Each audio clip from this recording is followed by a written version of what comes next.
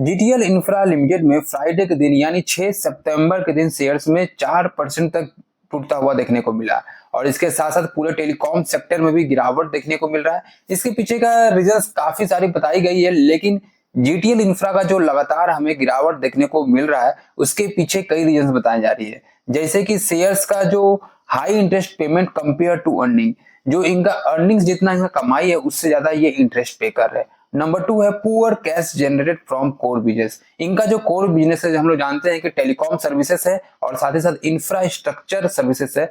ये दो इनका कोर बिजनेस है जहां से इनका जो कैश जनरेट होता है वो काफी खराब है।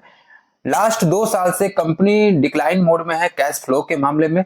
साथ ही साथ company not able to generate net cash, जो कंपनीज का नेट कैश जनरेट होना चाहिए इनके जो सर्विसेज है उससे ये जनरेट नहीं कर पा रही है। साथ ही साथ इनका जो बुक वैल्यू है वो लगातार 2 साल से शेयर्स का गिरता हुआ जा रहा है। यही नहीं, कंपनी के जो प्रोमोटर्स के पास जो होल्डिंग है वो पूरी तरह से हमें प्लेज में देखने को मिल रहा है, मतलब कि पूरी तरह से प्रोमोटर्स के पास गिरवी में रखा हुआ ये स्टॉक्स है। उन्होंने अपने दम पर कोई भी स्टॉक्स बाई नहीं किए, लोन पे खरीद के जीटीएल इंफ्रा का हमें स्टॉक्स देखने को मिल रहा है। साथ ही साथ दोस्तों इनका जो क्वार्टरली रेवेन्यू है और नेट प्रॉफिट है ईयर ऑन ईयर बेसिस पे लगातार गिरता हुआ देखने को मिल रहा है। तो ये बहुत सारे रीजंस बताए जा रहे हैं कि जीटीएल इंफ्रा में शेयर्स का जो गिरावट देखने को मिल रहा है, ये सब रीजंस हमें देखने। तो अब जीटीएल इंफ्रा लिमिटेड में क्या होने वाला है? क्या शेयर अपने 52 वीक लो के पास पहुंच जाने वाला है? क्या यहाँ से शेयर यू टर्न ले सकता है और अपने 3 रुपीज का जो प्राइस का जो इनका रेसिस्टेंस लेवल है क्या इसे ब्रेक कर देगा?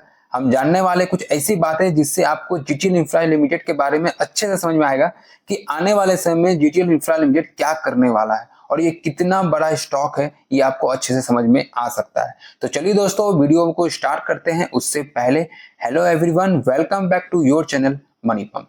सबसे पहले दोस्तों स्टॉक का परफॉर्मेंस देख लेते हैं, बीते कुछ महीने के कुछ साल का हम देखते हैं। तो इनका अगर एक दिन का रिटर्न देखेंगे तो 4% तक गिरावट देखने को मिल रहा है। वहीं अगर एक वीक का रिटर्न देखेंगे तो 8% तक शेयर टूट चुका है। वहीं अगर एक मंथ की बात करेंगे तो शेयर्स में हमें 7% की ही गिरावट देखने को मिल रहा है। वहीं अगर दोस्तों 3 मंथ की बात करेंगे तो शेयर्स ने अपने इन्वेस्टरों को 58% का रिटर्न दिया है। वहीं अगर 6 मंथ की बात करेंगे तो 36% का रिटर्न दिया है। एक साल की अगर दोस्तों अगर हम देखें तो शेयर्स अपने 52 वीक लो से 226% का रिटर्न दे चुकी है अभी तक अपने इन्वेस्टरों को। और वहीं अगर दोस्तों 3 साल का देखेंगे तो शेयर्स अपने वापस से वही लेवल पर आ चुका है जो आज से 3 साल पहले देखने को मिल रहा था। अब 5 साल का भी हमें रिकॉर्ड ज्यादा अच्छा देखने को नहीं मिल रहा है, लेकिन स्टॉक हमें पॉजिटिव में देखने को मिल रहा है। इससे अब क्या समझ में आता है कि शेयर्स पीछे बीते हमें एक साल के अंदर काफी अच्छा परफॉर्मेंस करता हुआ देखने को मिला है। अगर हम बीते 3 साल 4 साल की देखेंगे तो शेयर्स उतना अच्छा रिटर्न तो नहीं दिए, लेकिन जिस तरह से परफॉर्मेंस इनका इस साल बेटर हुआ है पीछे अगर कंपेयर करेंगे तो अगले साल के, तो अगर इनकी वॉल्यूम की बात करें तो फ्राइडे के दिन हमें लगभग 14 करोड़ का हमें शेयर्स में ट्रेड होता हुआ देखने को मिला है। वहीं शेयर्स का अगर मार्केट कैप देखेंगे तो 3137 करोड़ का मार्केट कैप है। इनका जो ईपीएस है भले ही हमें निगेटिव -0.61 में देखने को मिल रहा है, लेकिन दोस्तों अपने 52 वीक लो जो कि 0.7 से 52 वीक हाई 4.33 रुपीज हमें एक साल के अंदर ही लगता हुआ देखने को मिला है। तो शेयर्स ने इतनी बड़ी रिटर्न कैसे दे दी? इसके पीछे कुछ बड़े स्ट्रेंथ है जो शेयर्स में दिखाए गए हैं कि शेयर्स का जो हाईएस्ट रिटर्न जो है स्टॉक का ओवर 5 ईयर निफ्टी 500 में वो काफी अच्छा है। यही नहीं दोस्तों, relative outer performance versus industries over 1 year, जिससे भी इन शेयर्स का जो रिलेटेड इंडस्ट्रीज है जैसे कि हम लोग जानते हैं टेलीकॉम हुए, इंफ्रास्ट्रक्चर जो सर्विसेज जो प्रोवाइड करवाती है कंपनी, उसमें ये आउटर परफॉर्मेंस देखने को मिला है as compare to other stocks. जैसे कि हम जिस स्टॉक्स के बारे में जानते हैं, ये नाम है इंडस टावर, आईटीआई, तेजस नेटवर्क, एचएफसीएल, ये सारी इस कंपनी से ज्यादा बेटर परफॉर्मेंस देखने को मिला है जीटीएल इंफ्रास्ट्रक्चर लिमिटेड में। और यहाँ यही नहीं दोस्तों, कंपनी का जो एनुअल प्रॉफिट ग्रोथ है higher than sector profit growth, पूरे जो सेक्टोरियल जो ग्रोथ होता हमें देखने को मिलता है एवरेज बेसिस पे, उससे ज्यादा अच्छा हमें जीटीएल इंफ्रा लिमिटेड में देखने को मिला है। इनका जो नेट प्रॉफिट और साथ ही साथ जो इंक्रीजिंग प्रॉफिट जो मार्जिन है वो भी हमें बढ़ता हुआ देखने को मिला। लगातार इसमें एफआईज और एपीआई अपनी होल्डिंग्स को बढ़ा रहे हैं। Stock outer performing their industry price change in the quarter. तो ये सारे स्ट्रेंथ हैं जीटीएल इंफ्रा लिमिटेड के, कंपनीज इतना अच्छा रिटर्न दे सकी है अपने इन्वेस्टरों को। और सबसे अच्छी बात तो ये है जीटीएल इंफ्रा के लिए कि शेयर्स का जो होल्डिंग्स है वो बहुत ही बड़ी बड़ी कंपनियों के पास है, या हम यूं बोले तो बड़े बड़े पीएसयू सेक्टर्स हमें देखने को मिल रहे हैं जीटीएल इंफ्रास्ट्रक्चर लिमिटेड में।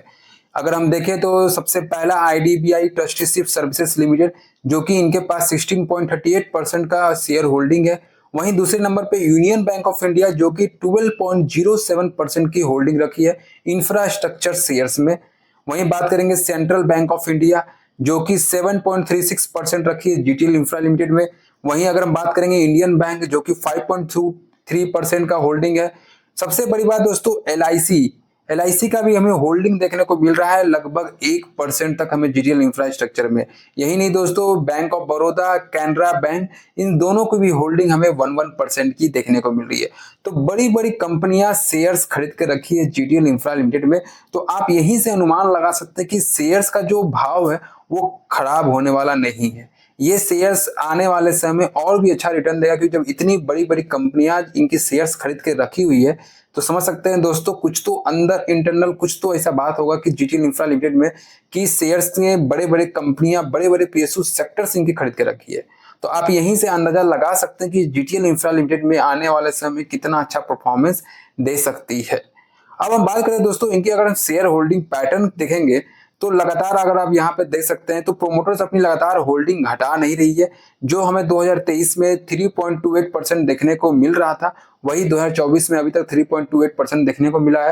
एफआईज अपनी होल्डिंग लगातार बढ़ा रही है। अगर हम बात करेंगे तो 2.05% देखने को मिला है, और अभी भी हमें 2% के आसपास ही देखने को मिल रहा है। और डीआईज देखेंगे तो भले ही डीआईज थोड़ा सा हमें घटता हुआ जरूर देखने को मिला है, 45.7% से घटकर 42.18% हो चुका है। लेकिन दोस्तों सबसे बड़ी बात यह है कि जो पब्लिक का इंटरेस्ट है और अदर कंपनियां का जो इंटरेस्ट देखने को मिल रहा है जीटीएल इंफ्रा में, उसके पीछे जो रीजंस मैंने आपको बताया कि बड़ी बड़ी कंपनियां का स्टेक खरीद के रखी हुई है जीटीएल इंफ्रा का, और इस कारण से लगातार अपनी जो पब्लिक से वो होल्डिंग बढ़ा रही है। सितंबर 2023 में 48.4% की होल्डिंग देखने को मिली थी, जो कि एक साल के अंदर बढ़कर 51% हो चुकी है। तो शेयर्स का जो होल्डिंग्स है वो लगातार हमें बढ़ता हुआ देखने को मिल रहा है। तो कंपनीज की काफी सारी बातें ऐसी ऐसी है जो इनका निगेटिव भी शो कर रहा है और पॉजिटिव भी शो कर रहा है। तो बहुत से लोगों का अब ये सवाल हो रहा होगा कि अब जीटीएल इंफ्रा में क्या करें, क्या शेयर्स फिर से हमें और भी गिरता हुआ देखने को मिलेगा। पहले दोस्तों हम जान लेते हैं इनका जो सपोर्ट लेवल था 2.5 रुपीज के आसपास, जिसे इन्होंने ब्रेक कर दिया है। तो फिलहाल हमें लगता है कुछ और भी गिरावट देखने को मिल सकता है शेयर्स में। जब तक ये 2.5 के लेवल के ऊपर क्लोजिंग नहीं देता है तो शेयर्स में हमें अच्छा मूव आता हुआ देखने को नहीं मिलेगा। और फिलहाल अभी पूरे टेलीकॉम सेक्टर में ही गिरावट देखने को मिल रहा है, तो इस कारण से जीटीएल इंफ्रा में भी थोड़ा सा गिरता हुआ देखने को मिल रहा है। और साथ ही साथ दोस्तों अभी हम लोग देखें कि काफी सारा इंडेक्सेस में हमें गिरावट देखने को मिल रहा है। मार्केट में पूरी तरह से करेक्शन चल रहा है, तो जिस कारण से जीटीएल इंफ्रा में भी करेक्शन आता हुआ भी देखने को मिलेगा। तो मैं अभी कहूंगा अभी आप इंतजार कर सकते हैं जीटीएल इंफ्रा को लेकर। जो लोग भी होल्डिंग किए हैं मैं कहूंगा अभी होल्डिंग ही रखिए फिलहाल। अभी इसमें ना सेल ना बाई करने के बारे में कुछ भी अभी ना सोचिए, क्योंकि जीटीएल इंफ्रा अभी काफी अहम पोजीशन पे हमें देखने को मिल रहा है। और आपका क्या राय है जीटीएल इंफ्रा को लेकर हमें कमेंट करके जरूर बताइएगा, क्योंकि आपके इस कमेंट से हमें मालूम चलेगा कि आप कितना ज्यादा जीटीएल इंफ्रा से रिलेटेड आप बातें सोच रहे हैं, जिसके बारे में हम इसके ऊपर और भी अच्छी वीडियो बना सकेंगे। और इसके साथ साथ दोस्तों अगर और भी कोई प्रॉब्लम हो आपको अदर स्टॉक्स में, तो आप उसके बारे में भी हमें कमेंट कर सकते हैं, या हमारे इंस्टाग्राम या व्हाट्सएप पे मैसेज कर सकते हैं। मैं आपको डायरेक्ट तुरंत से आपको जवाब भी दूंगा जो भी प्रॉब्लम्स होगी आपकी। तो चलिए दोस्तों आज के लिए हम इतना ही रखते हैं, और आपको अगर ये वीडियो अच्छा लग रहा हो तो इसे लाइक और शेयर करना ना भूलिएगा। और साथ ही साथ दोस्तों इस चैनल पे अगर आप नए आए हैं तो हमारे चैनल को सब्सक्राइब जरूर कीजिएगा, क्योंकि ऐसे क्वालिटी कंटेंट वीडियो आपको काफी ज्यादा मदद करेंगे आने वाले स्टॉक्स को बाई और सेल करने में। तो चलिए दोस्तों आज के लिए इतना ही रखते हैं। थैंक यू दोस्तों।